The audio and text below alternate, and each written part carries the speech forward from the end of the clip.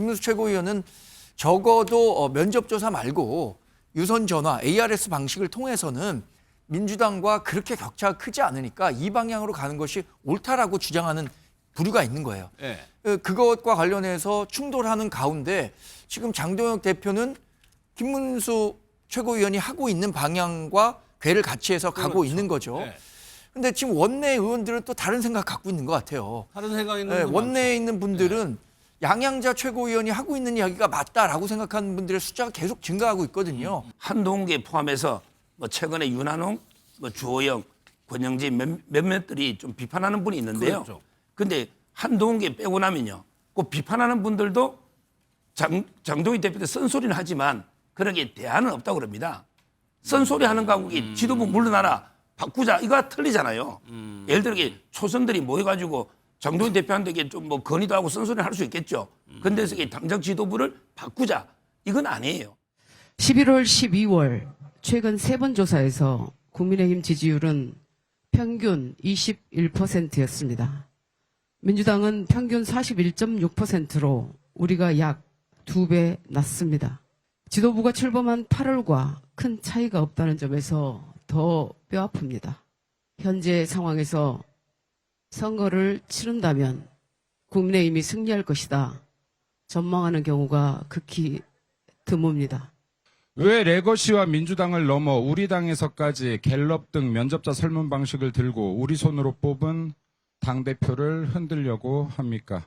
민주당 너무나 많은 문제가 있는데 왜 이런 문제에 공격을 집중하지 않고 당내를 공격을 향합니까? 방금 제 발언에 이의가 있다면 이 자리에서 여론조사에 대한 토의 진행에도 좋다는 말씀드립니다.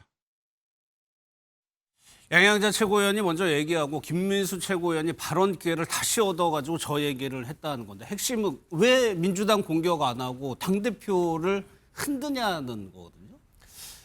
이게 우리 당이 어느 방향으로 가야 하는 것에 대한 논의가 활발히 진행되고 있다는 방증이라고 봅니다.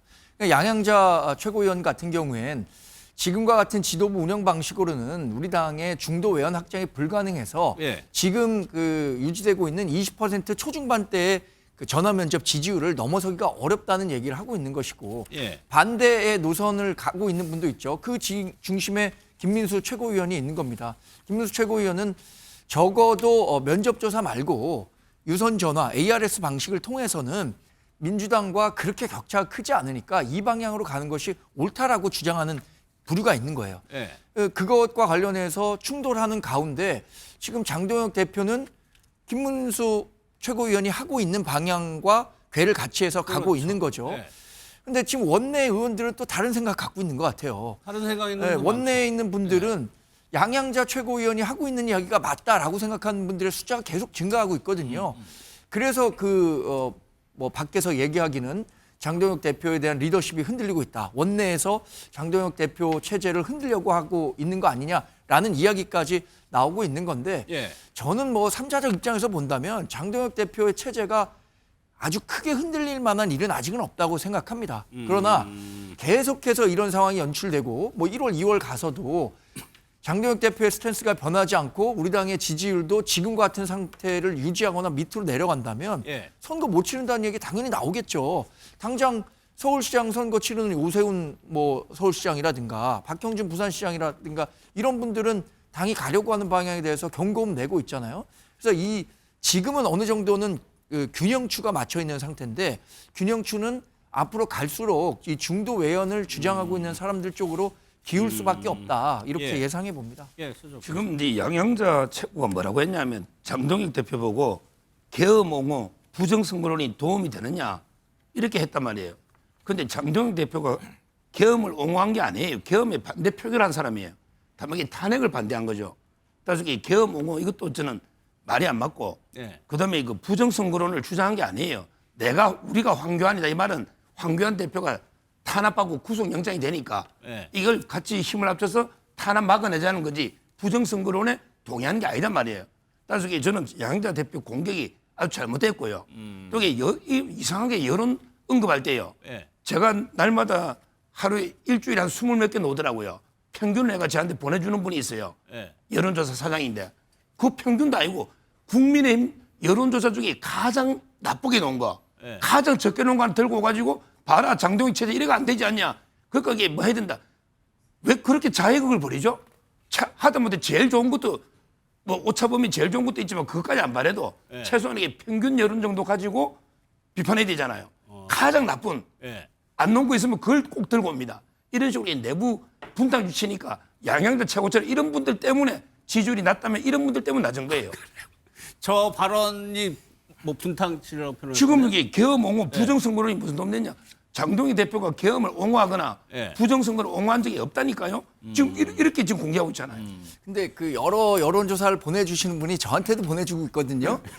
이게 CATI 전화 저도 좀 면접에서는 받아봤으면 좋겠네요. 평균적으로 21%를 지고 있고 네. ARS에서는 평균 10.6%를 지고 있어요. 아, 조사 방식에 이거 따라서. 평균을 내면은 15.2%를 지고 있는데 네. 그러면 ARS를 한다고 해서 ARS를 인용한다고 해서 10% 넘게 지고 있는데 이게 그러면 우리 그 국민의힘이 실제 유권자로부터 받아야 되는 점수냐? 전 그렇게 생각하지 않거든요. 예. 이거보다 더 높은 점수를 받아야 되는데 그 높은 점수를 받기 위해서 지금 서 변호사나 저나 약간의 생각 차이가 있는 거죠. 이걸 저는 줄여야 한다고 생각하는데 결과적으로는 저는 시간이 지날수록 중도 외연 확장해야 한다고 하는 사람들의 목소리가 커질 수밖에 없다고 예상한 거죠. 여기 기관에서 조사한 거를 취합해서 보내준다는 얘기죠? 네. 그거 받는 게 알겠습니다. 다음 지금 정광재 대변인이 당내 상황을 평가해 균형추가 어느 정도 유지가 되고 있다라고 얘기를 하셨는데 일각에서는 리더십 재편 가능성 요거를 조심스럽게 얘기하는 목소리도 있습니다. 그 얘기 한번 들어보겠습니다. 이 후보자들이 인식하고 있는 위기의식은 굉장히 높은 수준이다. 네. 그 수도권을 중심으로 한 의원들의 경각심, 영남을 중심으로 한 개혁의 바람 이런 것들의 강도가 굉장히 세지고 있는 건 사실이다 이렇게 말씀드릴 수 있을 것 같습니다. 그러니까 어느 네. 지도부나 민심과 괴리되거나 선거 패배를 직면하고 있다면 당연히 그 위기의식을 느낄 필요가 있다고 봅니다. 선거, 지역별로 특수한 사정을 가진 지역의 의원들의 생각 이런 것들이 조금씩 차이가 있는데 저는 소위 최근에 무슨 뭐 비대위 얘기가 나오고 하는 것들은 상당히 정치적 의미를 담은 제가 보기에는 어떤 일종의 정치적 선동에 가까운 얘기들이지 그게 실질적으로 당 내부의 큰 흐름이라든지 이런 것이라고는 전혀 생각하지 않습니다. 여기서 표현을 당의 지도 리더십 재편 가능성이라고 얘기했지만 이게 구체적으로 나오는 게 비대위를 얘기하는 겁니다. 완전히 닫혀 있는 건 아니다. 가능성은 낮지만. 그런데 초선 의원 일부에서는 진지하게 고민하는 사람도 많다라는 얘기도 나오고 있어요. 두 분 얘기 듣기 전에 김종부 원장은 국민의힘 이 상황 이게 리더십을 바꾼다는 게 쉬운 일은 아니거든요. 저는 이제 그 질문은 달리 해야 된다고 봐요. 예. 그럴 능력이 있을까? 저는 이 질문을 해야 된다고 자체적으로? 생각이 들어요. 그러니까 12월 3일 내란 1주년에도 불구하고 당대표가 사과하지 않고 있고 뭐 여러 가지 설왕설래는 있었습니다만 실제적인 움직임이 없었었고 그다음에 1년 이 과정 속에서 최근에 말을 하시는 국민의힘의 일부 정치인들 그동안 뭐 하셨습니까? 아무것도 못했던 상황. 이제 내년 6월 선거가 다가오니까 그 선거 때문에 어쩔 수 없이 이동하려고 하는 것이 아닌가. 그러니까 네. 그야말로 내란에 대한 진정성을 가지고 그 사과 플러스 국민들에게 진정성을 보일 수 있는 액션을 취하지 않으면서 단지 그냥 사과하겠다, 사과하지 않으니까 당대표를 밀어내고 비대위를 만들어낼 수 있겠다라고 어떤 엄포는 놓지만 예. 그것을 실행할 수 있는 힘이 있는가? 저는 그 실행하는 힘이 없을 거라고 보는 거죠. 뭐 예를 들면 장동혁 대표가 무슨 얘기했습니까? 이번 계엄에도 하나님의 계획이 있다. 이런 얘기를 했는데 그걸 내버려둬요. 당 내부에서. 그다음에 아까 우리가 황교안이다. 전환길이 아무런 얘기를 하더라도 거기에 대해서 당에서 아무런 문제 제기하지 않고 있습니다. 오히려 한동훈 전 당대표에 대한 당원 게시판 문제만 제기하고 있는 상황입니다. 예. 저 이런 상황에 대해서도 당 내부에서 저희 규율되고 비판받고 그것을 교정하지 못하는 상황에서 현 지도부 체제를 바꾸려면 방법이 몇 가지가 있지 않겠어요? 예를 들면 최고위원들이 스스로 다 사퇴를 해서 지도부 체제를 무너뜨린다거나 예. 아니면 국회의원 중에서 한 7, 80명 정도가 안 된다라고 밀어붙여서 현 체제를 무너뜨리거나 저는 이런 힘들을 가지고 있을까? 예. 저는 그런 힘들을 가지고 있지 않다는 생각이 들기 때문에 계속 이렇게 왔다 갔다 하는 과정들만 거치지 않을까 하는 생각이 들고요. 마음만 같았으면 진짜 우리 정당 민주주의가 제대로 돌아가기 위해서라면 저는 국민의힘의 김재섭 의원 같은 사람이 얘기했던 부분들이 실행됐으면 좋겠어요. 근데 예. 지금까지 1년 동안 봐왔던 모습을 보면 그럴 힘이 있을까에 대해서는 회의적이에요. 그 김종우 부원장이 거론한 그 두 가지 가능성, 지도부 최고위원들의 줄사태 이런 가능성이 현재로서는 낮아 보이고 하나의 가능성은 내일 국민의힘 초선 의원들 모인다고 하고 뭐 재선 의원들도 토론회 한다는데 현역 의원들이 다수가 지도부 교체를 요구하는 경우 네. 그 정도잖아요. 저도 뭐 최고위원 우리가 4명이 사퇴하면은 비대위 체제로 가게 돼 있는데 예. 지금 최고위 구성만 놓고 보면 그렇게 가긴 쉽진 않을 것 같습니다. 반대로 현역 의원들이 그 대표에 대한 리더십을 불신하는 경우에 그런 경우는 가능할 수도 있겠죠. 과거에는 우리가 여당일 때는 대통령이라는 뭐 당정이 분리돼 있기 때문에 사실 영향력을 주면 안 됨에도 불구하고 사실상 예. 당에 큰 변화를 줄 수 있는 외부의 동력이 존재했습니다. 그렇죠. 그래서 김기현 체제가 조기에 종식되고 한동훈 비대위 체제가 들어섰을 때도 사실상 대통령실의 의중이 반영된 건데 야당이 되고 나니까 그런 동력을 외부에는 찾기 어려워요.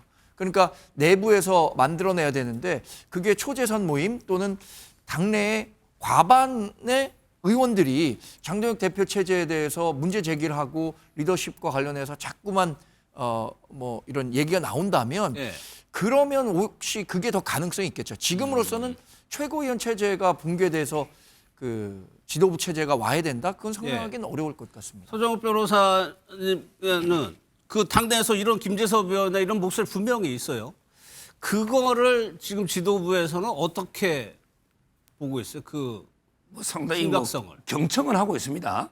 다 이게 그 맨투맨으로 예. 만나면서 비판했던 분들도 다 이게 경청해서 한번 들어는 봐요, 여론을. 예. 그러나 이게 제가 보기에 뭐 지도부가 굳건하다는 거는 이제 뭐 정광희 대변도 이야기했으니까 똑같고요.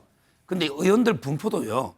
물론 이제 그 한동훈계 포함해서 뭐 최근에 윤한홍, 뭐 주호영, 권영진 몇몇들이 좀 비판하는 분이 있는데요. 그렇죠. 근데 한동훈계 빼고 나면요. 그 비판하는 분들도 장동희 대표도 쓴소리는 하지만 그러게 대안은 없다고 그럽니다. 쓴소리 하는 거하고 지도부 물러나라 바꾸자 이거 틀리잖아요. 예를 들어 초선들이 모여가지고 장동희 대표한테 좀 뭐 건의도 하고 쓴소리를 할 수 있겠죠. 근데 당장 지도부를 바꾸자 이건 아니에요. 제가 보기에는 거의 한동계 한 20 몇 명 사과사 빼고는요. 빼고는 대부분은 장동혁 체제 외에는 달리 길이 없다. 이런 분위기가 압도적이다. 따라서 저는 비대위 갈 가능성은 진짜 소설입니다.